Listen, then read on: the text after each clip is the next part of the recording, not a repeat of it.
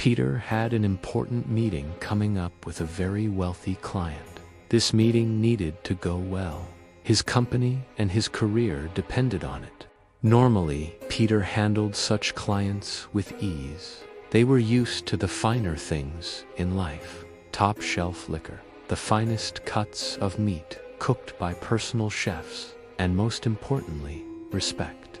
Peter was the best salesman that his firm had ever seen. He had a natural charisma about him, a silver tongue.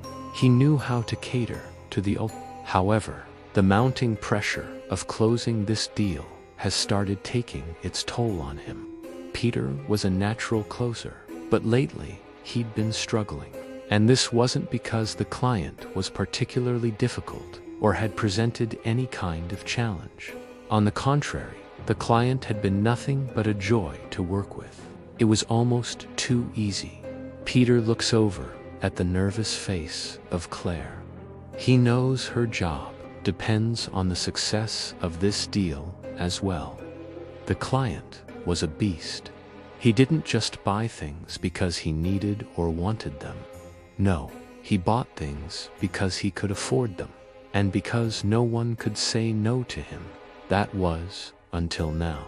Peter looked at the closed door that the meeting would be in, hesitated, and then turned around and headed to the bar. Luckily, the bar was just outside of the conference's rooms at the Ambassador Inn.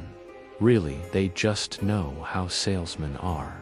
He sat down on a bar stool and ordered a shot from the bartender, and as the words left his mouth, time seemed to stand still, except for the bartender and himself. Upon reflection, he was more of a bard than a standard drink jockey. He offered Peter this. "I can pour your shot, and you can get your little hit of confidence to face the men in that room. Maybe you pull it off and save the day. Maybe. Or there's the other way things could go. You leave here in cuffs or a body bag after an alcohol-induced blood rage. I've seen it happen." Peter, half concerned, half dumbfounded, uttered, "Well, what do you suggest then?" The bartender grinned and remarked, "Funny you should ask." He then proceeded to whip up a fantastical concoction with pink smoke and intoxicating aromas. Peter watched intently as the bartender mixed a potion that smelled better than it looked. But the look, oh man, the look was spectacular. The mixture was finally poured into a decorative goblet and was both tropical and forbidden in its appearance. "Drink this, and I can guarantee you will conquer all that you face today." The bartender pushed the drink forward, halfway between the two of them. Peter stopped for a second, hand outstretched, pondering just for a fleeting moment. "I wonder if he stopped the drink halfway so that I have to display my acceptance of the offer." By the time he thought the word offer in that internal monologue, he was finishing the last sip of the drink. Peter slams the glass down, cracking the stem on the bar top. He attempts to convey sorry with his eyes, but looks more determined than any other expression. He gets up from his seat and assertively walks to the door with the waiting client, and he front kicks the door open and curses in a foreign language. The door slams behind him, entering the room, and what sounds like pure mayhem is heard from behind the closed door. It sounds like horseback stampedes, shotgun blasts, metallic melee weapons clashing, endless arrows loosing, and heavy machines of war raging on. The only thing louder than the sounds of war were the sounds of the aftermath, the screaming, the crying, the sounds of death stalking.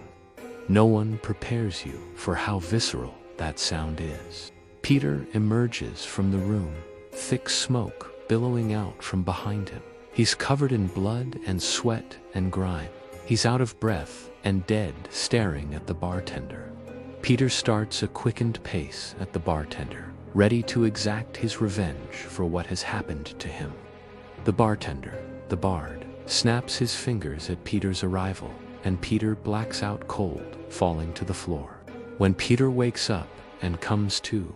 He is sitting at the bar, still in his neatly pressed and cleaned suit.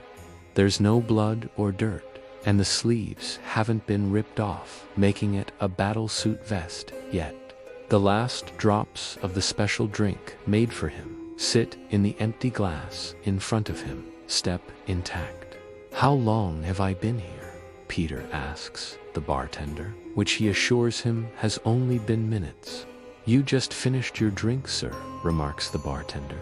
Feeling shocked and disoriented, Peter gets up to face the violence and mania that took place in the meeting room, only to find the door still standing and peaceful activities scattered throughout the foreground. "This can't be," Peter mumbles as he slowly walks towards the meeting. He slowly opens the door, confused and uneasy. The last thing we see is the door closing behind